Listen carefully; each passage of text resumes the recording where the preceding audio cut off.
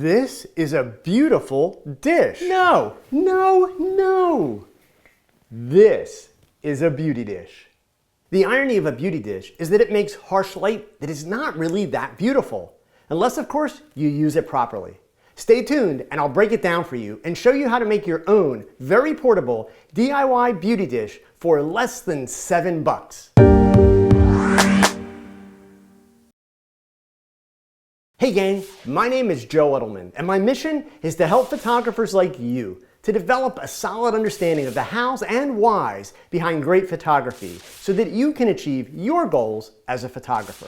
Go figure, a beauty dish doesn't really produce beautiful light. Kind of like the fact that an inexpensive camera doesn't automatically take great pictures. So don't run out and buy a beauty dish thinking that it's going to make your portraits or modeling shots better. The best time to buy a beauty dish is when you reach a point where you feel you've mastered the basics of lighting and you're able to create consistently good lighting. And then you get a beauty dish as another weapon in your lighting arsenal to give you the ability to create more dramatic lighting. You see, a beauty dish doesn't diffuse or soften light like a softbox or umbrella. Instead, it reflects light and helps you focus light towards a specific point. A beauty dish is a parabolic reflector with a flash mounted in the middle and a plate covering the flash head. This way, when the flash is fired, the light hits the plate, bounces back into the parabolic dish and out the sides.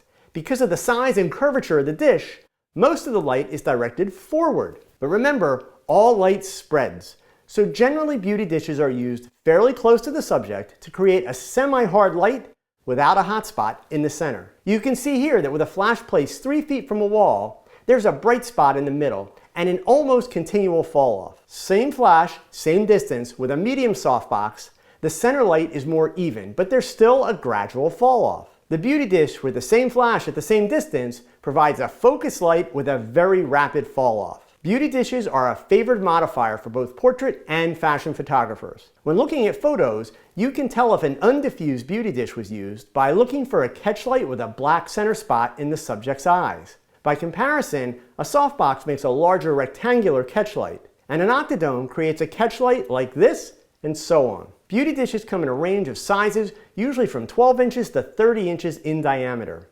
My favorite is in the 21 to 22 inch range, depending on the brand. They can be found with a silver finish, which is definitely brighter, but also more harsh, or a white finish, which is a bit softer and definitely my preferred finish for a beauty dish. These modifiers average 3 to 4 pounds in weight and are priced anywhere from $35 to over $300, depending on the brand and size. Many companies are now making portable, collapsible beauty dishes, which make it a lot easier to travel and work on location, since these big metal parabolic reflectors need fairly big cases to travel. To get a better understanding of portrait lighting, there are 4 key elements: color, direction, quantity, and quality. The beauty dish is a great tool to allow you to control direction and quality. Now, as I mentioned before, a beauty dish doesn't diffuse light, it reflects light.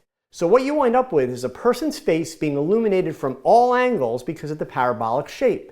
This also allows the light to wrap around your subject and create good contrast. Now, there is a downside though. This type of light is not forgiving. It will accentuate skin flaws much more than a softbox or umbrella.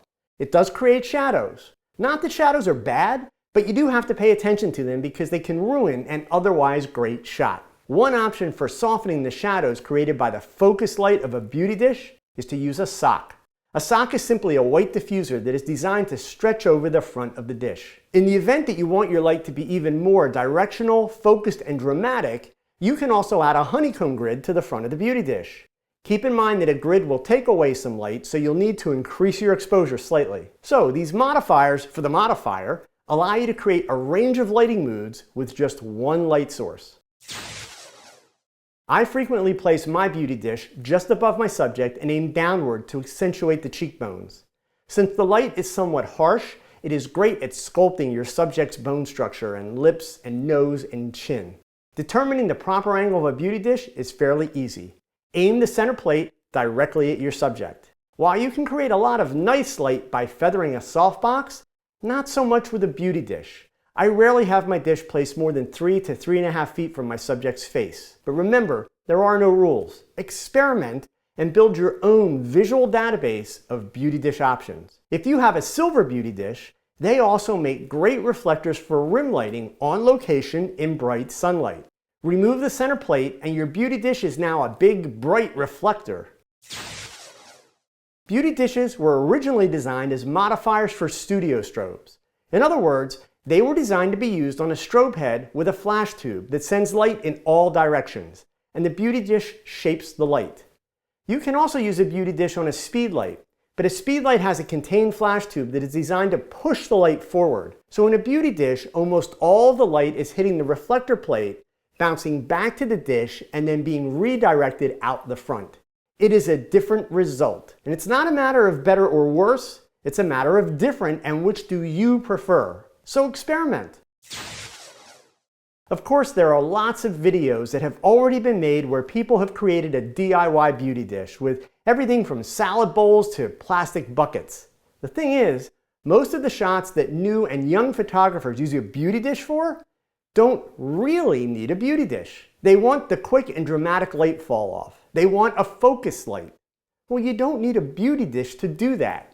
You can create light that is almost identical to a beauty dish with a $6 shoot-through umbrella from Photoflex. Full disclosure, at the time I made this video, Photoflex sells these 30-inch umbrellas for $6 on their website. I have a feeling that price won't last forever. I put the link in the description below the video. If they're sold out by the time you watch this, you can go to Amazon.com and get a 30-inch off-brand umbrella for $18, which is still a ton cheaper than a beauty dish. The off-brand umbrella isn't going to be as sturdy and durable as the Photoflex, but it will work fine for occasional use. So by now, a lot of you are thinking that I've lost my mind. I'm using an umbrella, a modifier, to create the same kind of light that we get from a beauty dish, which is a reflector.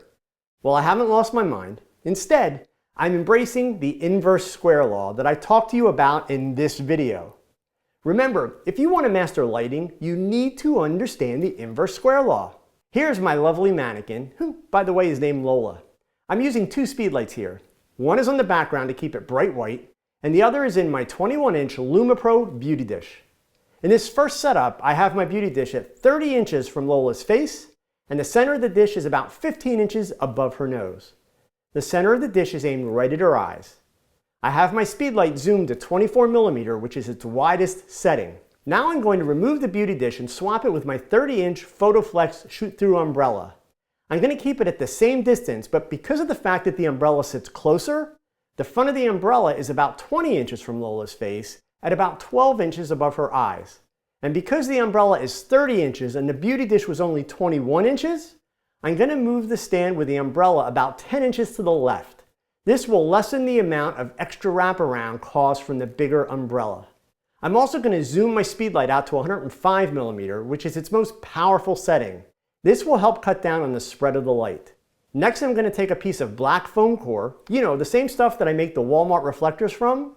You can get this at Walmart or any dollar store for $1 or less. And I'm going to cut a 12-inch circle, poke a hole in the middle, and just slide it over the center of the umbrella. This is going to prevent that center hot spot and give me the little dot in the middle of the catch light, just like you see with a beauty dish. Here are the results. On the left, the beauty dish. On the right, the shoot-through umbrella. If you look close, you can see that with the beauty dish, the face has just a tiny bit more contrast, and the shadow under her jaw is a bit more crisp than the shot on the right with the shoot-through umbrella. Here's the same comparison on a black background, beauty dish on the left, shoot-through umbrella on the right. How about a real-life comparison? On the left is a lovely Monet with a beauty dish, the same distance and same height as I use in the shots of Lola. And on the right, here is Monet with the shoot-through umbrella. Now if we take this setup with the shoot-through umbrella, add a rim light on camera right with an orange gel, and then take some blue tulle material, 2 fans, and another strobe with a blue gel on the floor behind Monet, and aim it up at the material, we can create a 3-light, 1-gel beauty shot with a $6 umbrella. So for those of you just starting out, or for those of you that need an easy to transport and lightweight solution, that's how you create a beauty dish look with a simple shoot-through umbrella. If you've watched many of my videos, you hear me talk about the shoot-through umbrella a lot. They are without a doubt the most versatile lighting modifier you can own. I hope you find this helpful. Please hit that thumbs up and subscribe so that you don't miss any videos. And until next time, go pick up that camera and shoot something. Because your best shot, it's your next shot. So keep learning, keep thinking, and keep shooting. Adios.